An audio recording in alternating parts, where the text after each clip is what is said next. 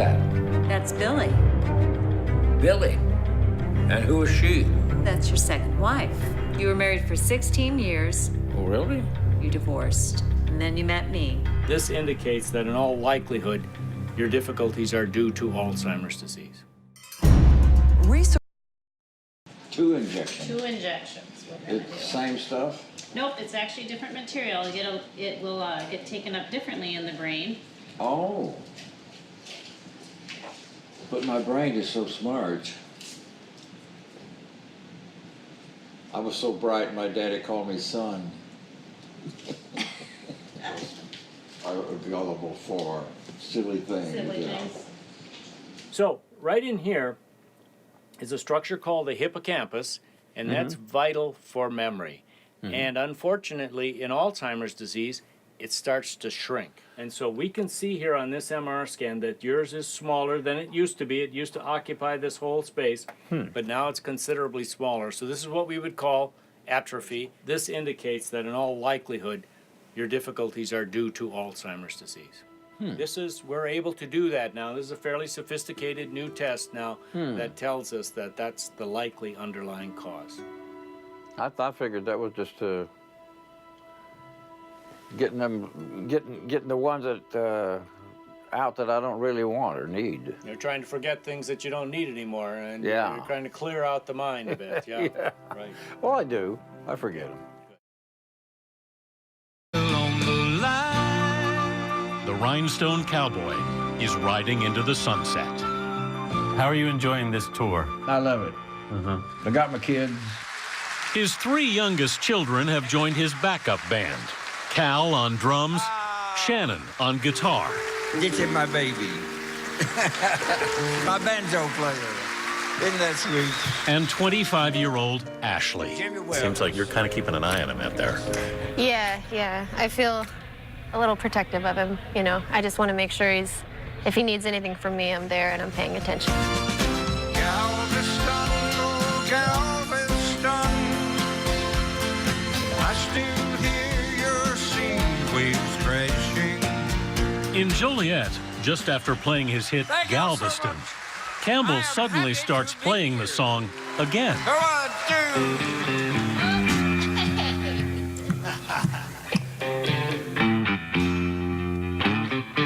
It's Ashley who gently has to remind him. We just did that one, Dad. I ain't taught him how to follow me yet. How long had you seen it going on? It's kind of been creeping on for years now, like since high school even. That's got to be tough to watch. It is. It is tough. I was watching a YouTube video of him playing some amazing guitar solos, and I was just like, kind of miss that guy. I mean, he's still here, but he was so much more on top of it.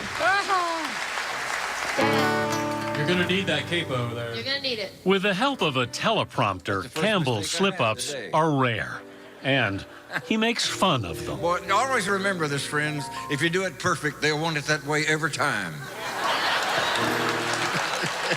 But at home with his wife Kim in Malibu, California, the subject of Alzheimer's is awkward because Campbell has to be reminded that he has the disease.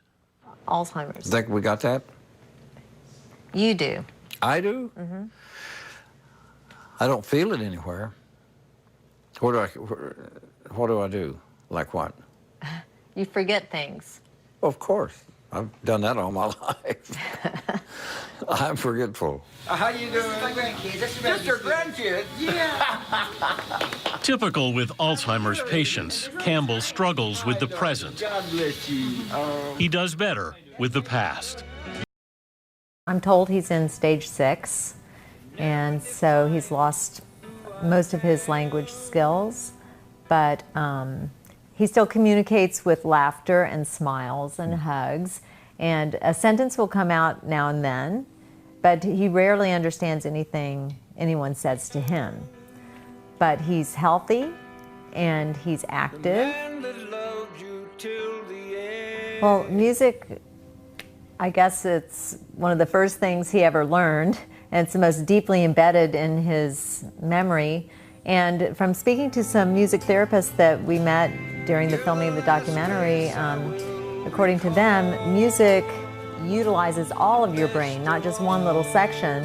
And the doctors said that they felt like continuing to do music had actually helped him plateau and maintain, his functions.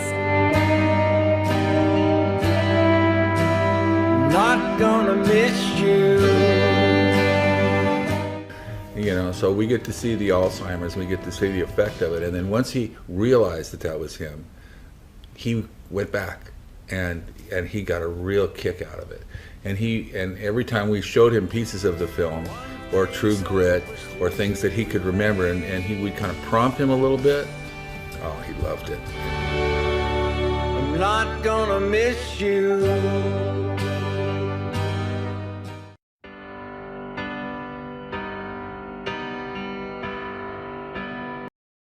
Suffering with this disease that he has. I mean, if he didn't have the kind of pitch that he has, the perfect pitch, if he was like half the musician that he is, I just don't think, I don't know how he would pull this off. What we gonna do? Wait a minute, let me get the new songs might be a little bit of a challenge because they're new and it's hard. It's a little harder for him to learn new songs, but we're drilling them in his head every day. He's practicing with the lyrics. All right, here we go. I had it just exactly where I wanted it. Okay, put it up. He likes like 120. Would you put it at 122, just out of kicks? Put it at 122. Okay. Just full kicks. There's too many Indians in here, man. I'm the chief. There's one driver in here. So if you want me to fire you from the ditch. That's been one of our biggest problems. Glenn has become unrehearsable. Any rehearsal is more like a sound check. He can't get through a song without stopping and trying to either tell someone how to play their instrument or that they're playing too loud. One thing I noticed about him asking for a strange tempo change was that, sometimes my brother would be like a little argumentative and say, Dad, that's the wrong one. And I'd say, guys, let's just do it for him. It's got to be a little faster. Play what's on the record. All right, here we go. That's right, it's my record. Because I look a lot like my aunts. I look a lot like my grandma. But he knows that he loves me. He knows that I'm somebody that's special to him, But most of the time, he knows who I am. When I saw him on Sunday, broke my heart because he just grabbed my hands and he just had tears in his eyes, and it's like, oh, she's here. She came to see me.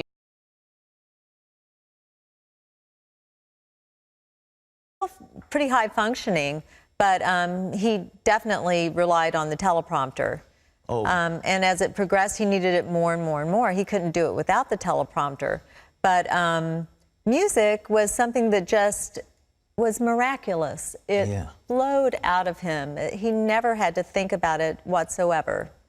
Why did he want to do that final tour? Did he know what he was doing when he agreed to do it? Absolutely. We had already made plans to go out and do a tour. He had just finished an album called Ghost on the Canvas, which is a really, really great album.